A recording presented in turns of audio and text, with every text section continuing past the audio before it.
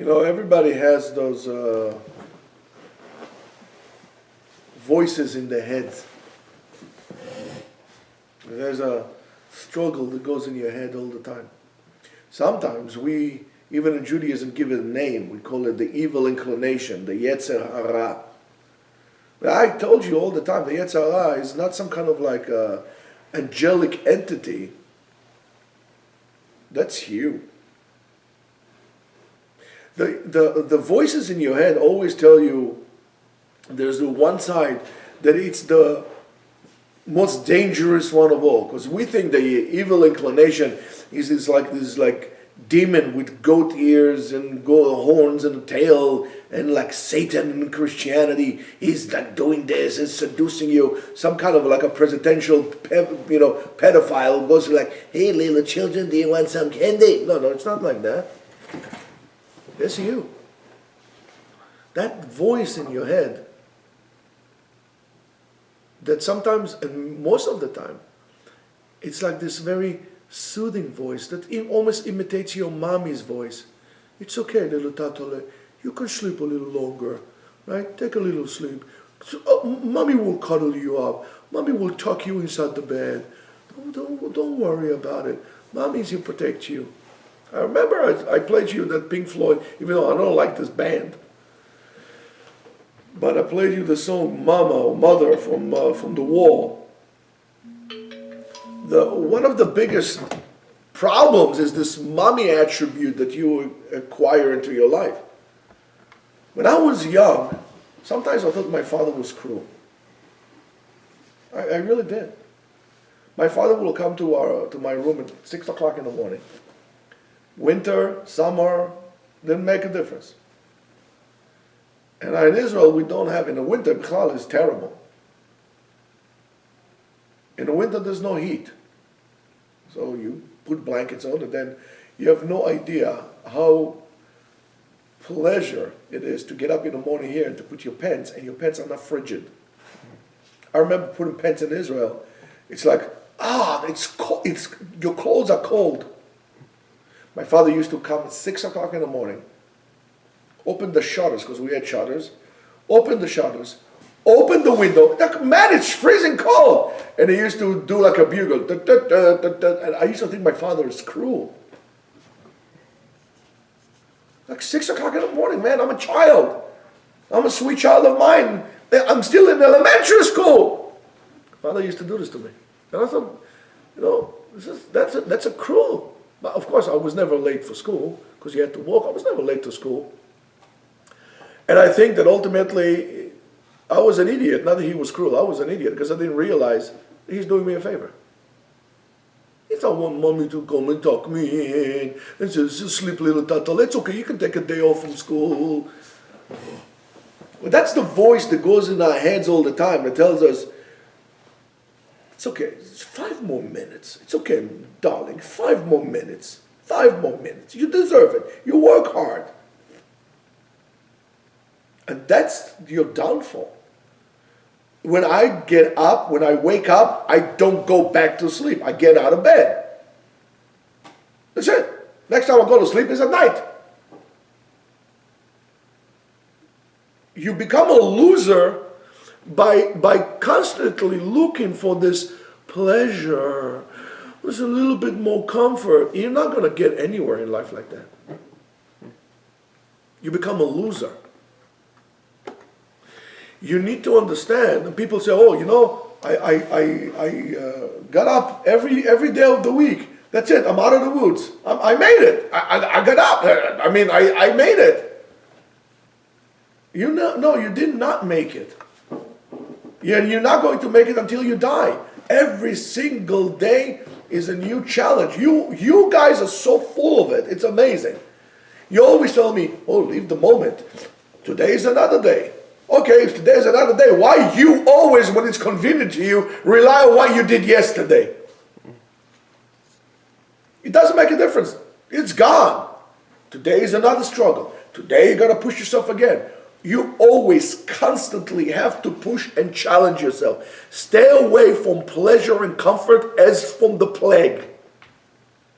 Run away from it. Push.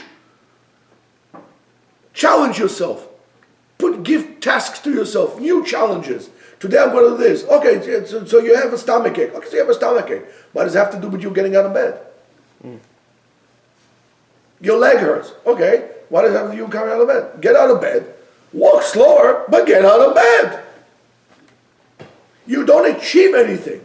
You become below mediocre. Instead of striving to become the best of the best, not only be in the best category, you always strive to associate yourself with people who are lower than you, not better than you. You stay away from people who would challenge you. People who would challenge you, you stay away. You call them aggressive, you call them pushy, you call them rude. Instead of saying, bring it on, I need that. You go to the people who you know will tell you what you want to hear, but what you want to hear is the wrong thing for you. You need to hear what you need to hear, not what you want to hear. You need somebody who's going to challenge you, who's not going to take you, oh, you're the best, oh, you made it. No, challenge you all the time to become better. You think you made it. You made nothing. You made nothing besides a fool out of yourselves. You're always seeking to become just like anybody else.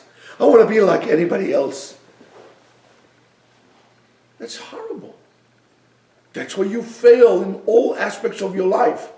Most people are failure. You're going to school to become a doctor. Why? Because you like medicine? No, because you like the money. Become a bad doctor. You're getting married because you want a little mommy. Not because you want a wife. And then your wife realized you didn't marry a man.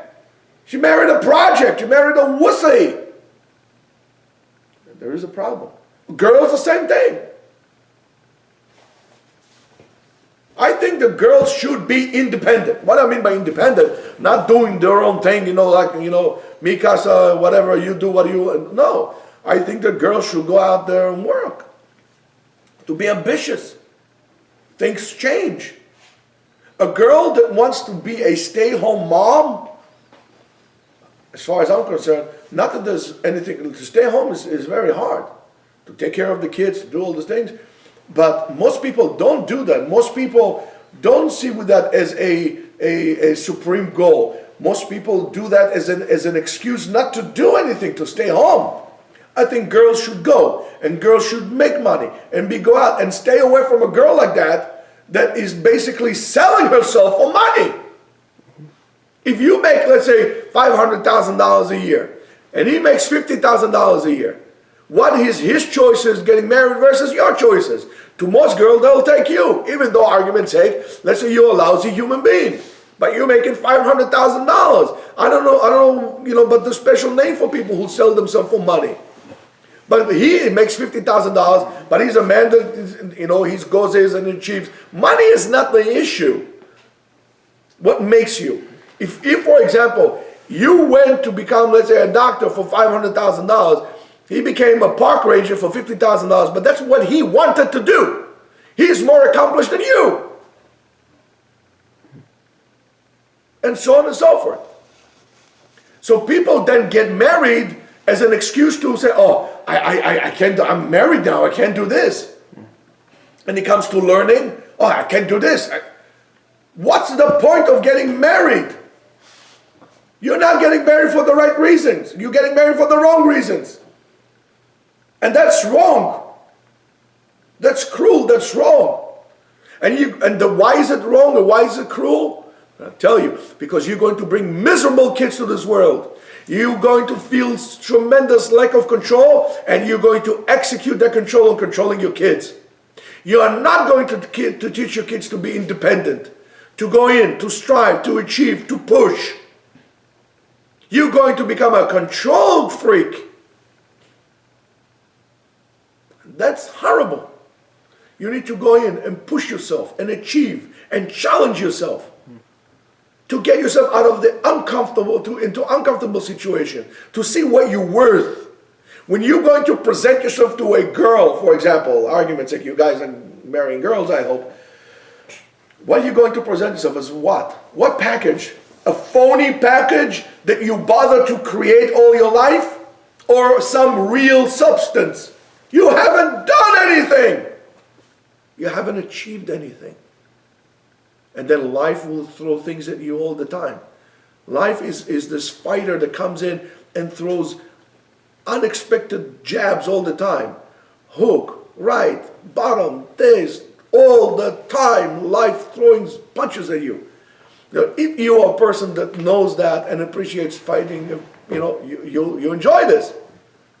But if you're a wussy, you're going to start defending. Always on the defense. And when you're always on the defense, you're never going to win. You're going to lose. So that's what I'm trying to tell you. Those voices in your head, there's the constant struggle. You never, and the Chazal tell us, our sages told us, Le'olam lo ta'amin ba'atzmecha ad yom motcha. Never believe in yourself until the day you die. In other words, every single day you got to achieve. Most people, they go to school to get degrees, to get honors, not for the sake of learning, because, that's interesting, I want to learn this.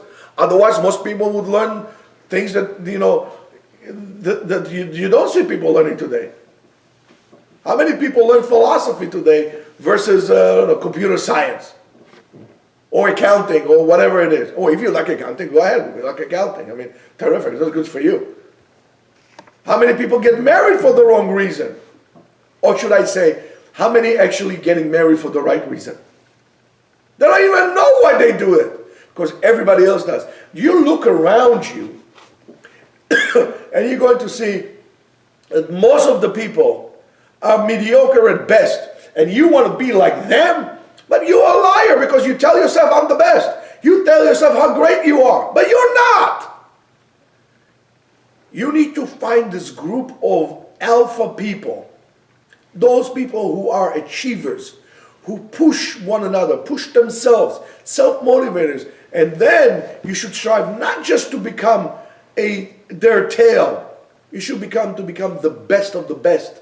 You're not going to be the most liked person in the world, but who cares? Who cares if the rest of the losers like me or don't like me? I don't care. Because they're losers. I want to be the best. I want to be in the best. I want to be the best of the best. I don't know if I'm going to get there. I'm going to try. Don't be lazy. Lazy. When people many times get married, it's because they're lazy not to work on themselves. Because they go from one crumbled relationship of their parents to another crumbled relationship of their wives or husband, and most of the time they're going to pick up a copy of the mom. They're not going to pick up somebody a wife is going to challenge them. Why are you sitting at home? Go learn. Go get a degree. Go become a rabbi. Go do this. Go do that. No, he wants somebody that is going to continue feeding him all the time with the same rubbish that mommy gave you. Mommy fed you with cookies and cakes, and mommy cooked for you. Then forget about it. Go to the army and see what it is. I remember when I was in boot camp, it was ridiculous. I loved it. It was tough. I loved it. You know what breakfast was? We used to stand in breakfast. We're in the field, a horrible place. You get a plate for breakfast. In the plate, you get porridge from farina that it's like, I don't know, it looks like vomit. Then you're going to take 2 sardines, right this, and then a tablespoon of jelly, boom, like that, and oil, and 2 pieces of bread that most of the time was really, I think they really tried to prevent us from getting sick, so there was so much mold of that. I thought they're serving us penicillin bread. We used to call it penicillin bread. Did you ever eat sardines with jelly? Yeah. It's disgusting, right? No, it's not. It's food. Food well, listen, what I'm saying to you right now, many people who own restaurants are going to be mad at me. I don't care. Food is food. When you take in food and you start developing it into pleasure, yes, you're developing something, but you're ruining yourself. Food is food. Was that food good for me? Yeah, at the time, yeah, terrific. Made me full. Gave me, the nutrients I needed to such an extreme activities. Yeah, that was good food. That was good food. That's why when I was 15 years old, I said, that's it. All my friends were having fun. That's the time of fun. From 15 to 18, whatever it is, 14 to 18, when everybody, high school, my school, partying, whatever it is they're doing, going here, doing that. I said, no. I want to try something else. I don't like this. I don't like this. I'm going to go be alone. I'm going to go to the Air Force Academy. I'm going to become an Air Force cadet. What are you, crazy? Yes, I'm crazy. I never known to be normal. I was never known to be one of the guys. I don't really care. I never cared. Not when I was young, not now. Because I'm going to live my life. And I'm going to determine what's going to be with my life, not you. Not you. You are not going to determine to me what I'm going to be. I'm going to do it. I'm going to assume responsibility for my own life. That's where the laziness comes. That's when all the problem comes. And that's why you keep on gravitating to people who are going to continue feeding that need that you have inside. You became junkies for pleasures and laziness. And you're going to make horrible husbands and horrible fathers because you're horrible people. You don't want to do anything with yourself. Why did you come here? When Chazal tells the Torah tells us, Adam la'amal yulad. You came here to work. To work on what? To go to do an office job? No, to work on yourself. You going to determine. You. It wasn't determined what kind of work. You're going to determine what you're going to work on. You're going to determine what you become. And if you became a nothing when you're 50, 60 years old, you're going to realize you're nothing. You don't blame anybody besides yourself. It's your fault. Not your mommy, not anybody. Because even mommy did it to you. It was up to you to accept it or not. That's the whole concept of soneh matanot ichyeh. Why is that? Let's say, for example, I need the book and Michael's going, Michael, give me the book. So I can get up and get it. That awareness to laziness starts even with that. Get up and get it yourself. Why do you have somebody else to do it for you? When you want somebody else to do everything for you, you don't get anywhere. You want something, do it. Stop complaining. Stop feeling miserable for yourself. And start thinking.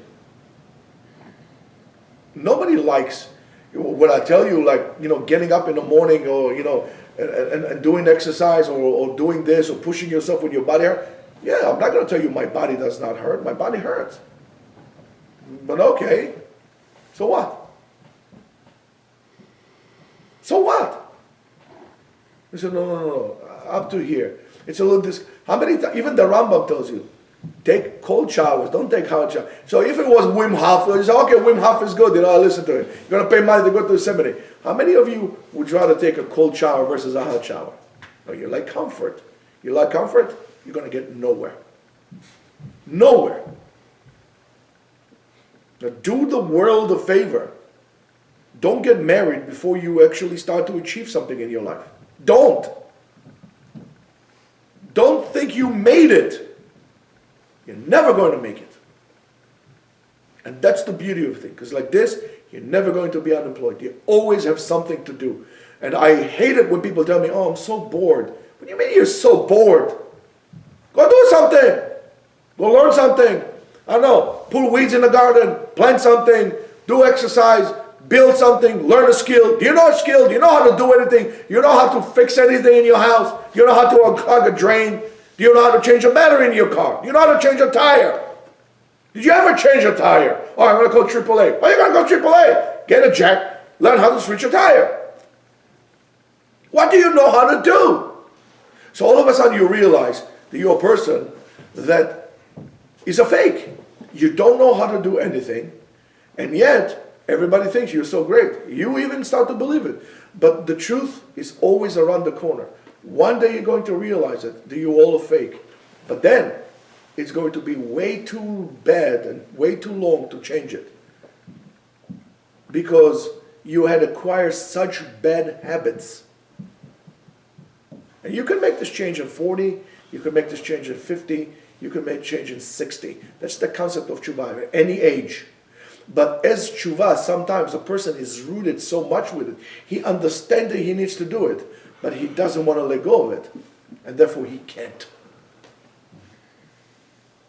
Do not think, and I know what I'm saying is very unpopular today. Everybody wants to get married when they're 18 years old. But you don't want to get married because of the right reason. You want to get married, we know for what? For pleasure seeking and laziness, because you want somebody to do your laundry. And you want mommy to support you, and daddy to support you. You're not going to challenge that. And when you're going to have a first fight with your wife, you're going to run to mommy to take care of you. And then what mommy's going to say? Oh, you made her such a bad woman. You're right, nobody is good for you, because that's mommy's attitude. Nobody is good for my baby. Little edifice that you are. It's time to stop that voice, to let that voice that tells you comfort, laziness, quiet down. It will never go away. But it's a time to overwhelm it with the other voice. So you get up, do it. You know what to do. You could do it. Push, push, push. Keep on going, keep on going. Let that voice heard more. If not, I hate to think of it. This is how you become. Strive to become different. The different among different. The best among the best. Don't settle down for anything else besides the effort to become the best. Have a nice day.